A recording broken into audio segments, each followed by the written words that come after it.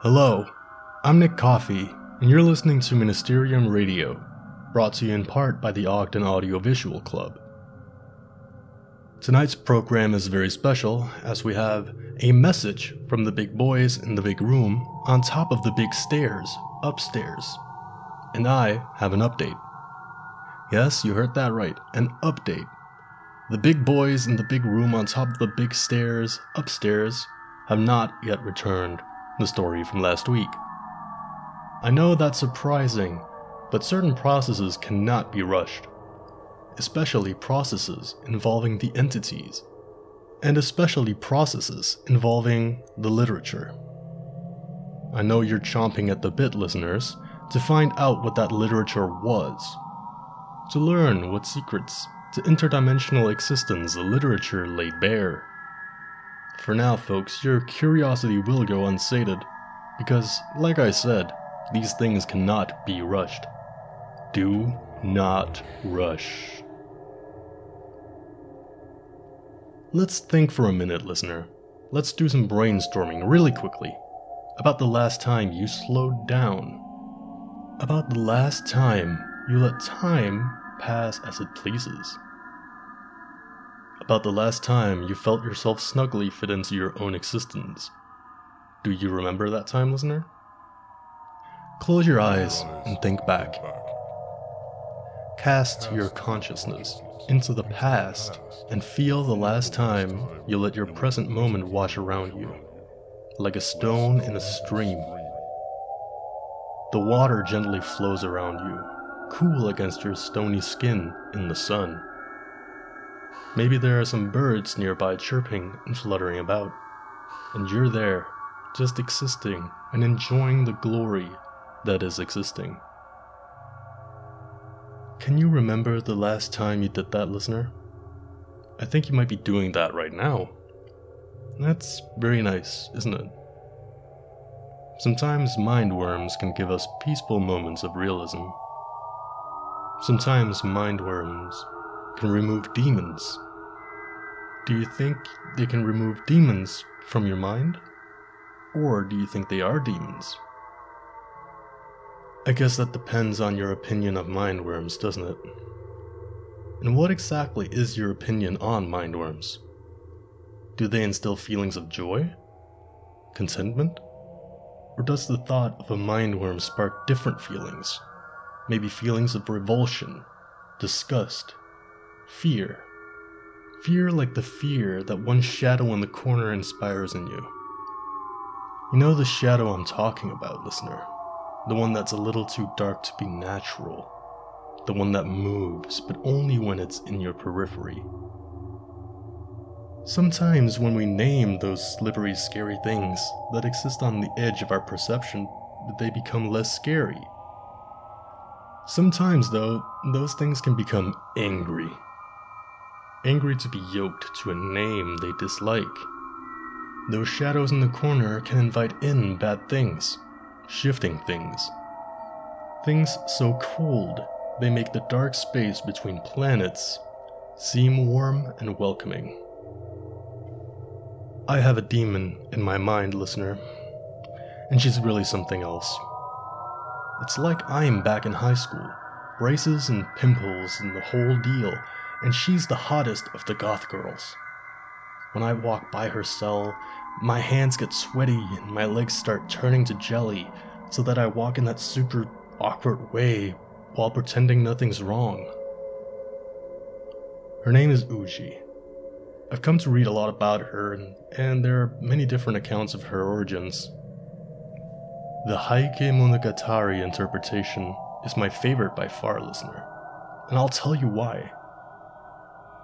During the reign of Emperor Saga, from 809 to 823, a woman of nobility would go to the Kibune shrine, where she prayed that the deity would transform her into an oni, so she might take her revenge on the woman her husband is cheating on her with. Bathe for 21 days in the rapids of the Uji River and change your appearance to that of an oni, Kibune said. and you'll be changed into an Oni. She did as instructed, shaping her hair into 5 horns and smearing her skin with vermilion, becoming truly red. Adorned like a true demon, those who saw her would die of fright, thus turning her into a true Oni. In her new form, she took revenge on her husband, the mistress, and the mistress's family, and anyone in her way.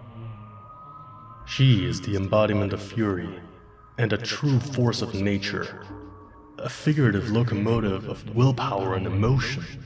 She's like a Joan Jett concert in the core of the sun, and I'm the space monkey in a small bubble careening toward her, the hairs on my chin curling and smoking, ruining my first impression. The monkey hours, that's when I go see her. That's when her fire comes alive. I make my way down the vast halls and corridors, checking on my watch the whole time. I always make it early, but that's okay. It takes a while to work up the courage. If you've never seen a demon during its hours, let me sum it up in 2 words. Fierce and hypnotic. Her fangs and tusks bare, eyes bulging and boiling, the veins running up her legs about to burst. During the monkey hour, she wants blood. Any blood. Now, I don't want to come off as crass or anything, nor do I mean to offend anyone when I say that I would like to hold her hand. No, you know what? I'm gonna say it. I would like to kiss her on the mouth with her consent. I know that was vulgar, but I'm not sorry. Maybe that's it. I need to be bad. I need to buy a leather jacket. Yes, I'm gonna be bad. I'm going to listen to loud music and loiter. I'm gonna wear a t-shirt to work. And if you don't like that, you can suck a lemon. There's a lot of profanity in this next story, but our highly skilled censorers here at Ministerium Miskatonic should have fixed it up nice and clean. Bunch of squares. This one's by George Kirkland. There's a squirrel in my area who keeps messing with my bird feeder. You can set your watch to the little goofball. Every morning around 5, he comes around for the first round, eating as much of the seed held together with solidified fat as he can. Then at 2 p.m., he does it again. The birds know to step out of the way when he comes around. He's like the mob boss of my backyard, and I don't freaking like it. It should be me. I should be the Al Capone of my dadgum backyard. Around 5, sometimes 6 p.m., he comes back around. The little ruffians get all 3 meals courtesy of George Kirkland. Here's the thing. I think he might be part of something. If you want to control an entire population, what would be the easiest and cheapest way to monitor them? Bugged squirrels. They take these normal squirrels, and then they take them to some underground lab, and then they put a microphone and transmitter and everything right inside its head. This way you could hear anything that the squirrel can hear. This way you could hear anything that the squirrel hears, and with how many squirrels live in NY alone, they might as well have bugged everyone's phones non-stop. Or maybe they just have the one. Maybe I'm the only one being tracked.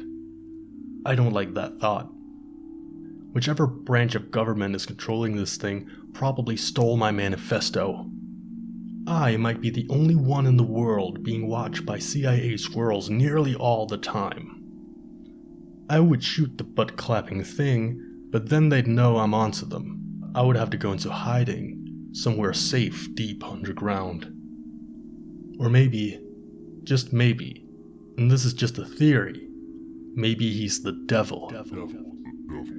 The other day I was watching him do his daily thing, stealing my possessions and bullying the birds, when I saw him do the weirdest thing, and in all my years I've never seen a critter do this before. It turned its head to me. The eyes of the squirrel sit sort of on the side of the head, so I knew he was looking at me. He was looking at me with a single, evil eye. My morning coffee nearly turned ice cold in my hands as his freaky little eyes bore into my soul and swallowed the world around me. It felt like he was sucking my vital essence out of my eyes the way he looked at me, and I began to wonder, is this little ragamuffin an emissary of the Dark One? That's when I decided it was better to be safe than sorry. The day came when I had to refill my bird feeder. I kept most of my cooking fat and leftover seeds just for this kind of thing. It was time for the nuclear option. Arsenic doesn't scare away critters, and it gets the job done. So I mixed in a generous dose of the stuff, and once my bird feeder was refilled and hooked back up, I sat down to watch my handiwork unfold. Dozens of birds came. All of them ate their fill, then started behaving oddly before plopping to the ground and dying. One after another they came. It was finally 6 p.m. He came around, finally, my devil-worshipping CIA rival, here to chew the fat. Or so I thought. He hopped between the maze of dead birds, looked at the bird feeder, then at me, then it left. Then I knew. Then I knew for sure. There's a demon in my area who keeps messing with my bird feeder. Well, I gotta say, Georgie boy, I know that feeling. I too have a demon in my area who keeps messing with my bird feeder. The problem isn't with your bird feeder, though. It's with your squirrel. It's probably a communist of some kind. Maybe it has Lyme disease. That is all the time we have for tonight. Stay frosty, and remember to stay bad.